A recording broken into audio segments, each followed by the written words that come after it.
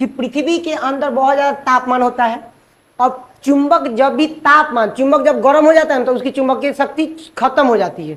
यानी कि अगर चुंबक है, ये चुंबक जैसे काम करता है, इसको हम गर्म कर देंगे ना तो इस सटवे नहीं करेगा, अपना चुंबकत्व गुण खो देगा। तो वो उस इनके बात को काटे, सर विलियम के बात को, और बोले कि यदि पृथ्वी में एक क्षण है तो पृथ्वी के अंदर जाने पर तापमान बढ़ता है कि घटता है? बढ़ता ना। पृथ्वी के अंदर जाएंगे तो तापमान बढ़ेगा, ठीक है ना।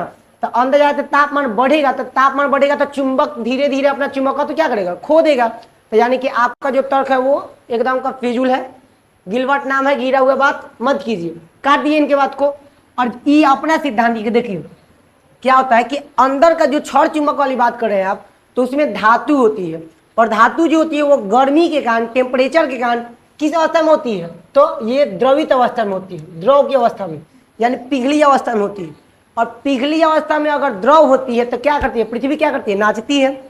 और पृथ्वी नाचती है तो उसके साथ साथ वो द्रव अवस्था वाले वो भी क्या करेंगे, वो भी नाचेंगे।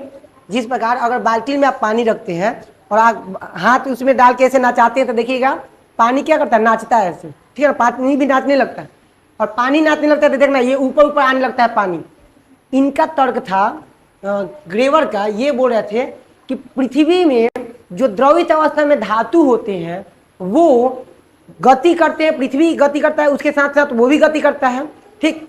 वो मतलब पृथ्वी अगर नाचेगा तो उसमें पानी है तो वो भी नाचेगा ना, तो वो भी पानी द्रवित अवस्था में धातु है और ये नाच रहा था। और धातु किससे बने होते हैं, इलेक्ट्रॉन, प्रोटॉन, न्यूट्रॉन से। और मुक्त रूप में इसमें क्या चीज होती है, मुक्त अवस्था में क्या होती है, इसमें इलेक्ट्रॉन होती है। इलेक्ट्रॉन गति कर रहा है, क्या कर रहा है, इलेक्ट्रॉन गति कर रहा है। अब आप लोग जानते हैं इलेक्ट्रॉन की गति से क्या चीज उत्पन्न होता है, इलेक्ट्रॉन के निश्चित प्रवाह को क्या बोलते हैं, विद्युत धारा। क्या कहते हैं, विद्युत धारा कहते हैं। और 1820 में एक हमारे फेवरेट है कौन, ऑस्टेड, क्या बता के गए हैं, जहां भी विद्युत धारा उत्पन्न होती है वहां पे चुंबकीय क्षेत्र उत्पन्न होता है, ठीक है ना। मतलब इनका तर्क कुछ तरीके से सही जा रहा था। ये बोल रहे थे कि पृथ्वी के अंदर धातु द्रवित अवस्था में होती है और पृथ्वी के गतिशील होने के कारण ये धातु गति करते हैं, इनके कौन द्रवित अवस्था में वो भी गति करते हैं। और द्रवित अवस्था में धातु है मतलब कि इलेक्ट्रॉन है, और इलेक्ट्रॉन गति करता है, इलेक्ट्रॉन की गति को ही बोलते हैं विद्युत धारा। और विद्युत धारा चारों तरफ क्या उत्पन्न करता है, चुंबकीय क्षेत्र उत्पन्न करता है, जो कि ऑस्टेड ने बताया था।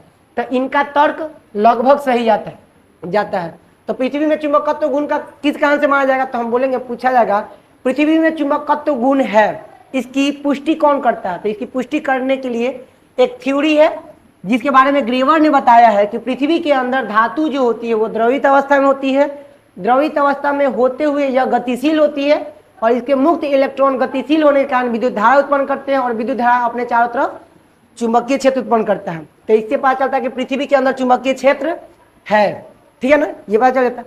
अब एक और बात है, चलिए ठीक है, पृथ्वी में चुंबकत्व गुण उत्पन्न होता है, ये तो हमको पता चल गया।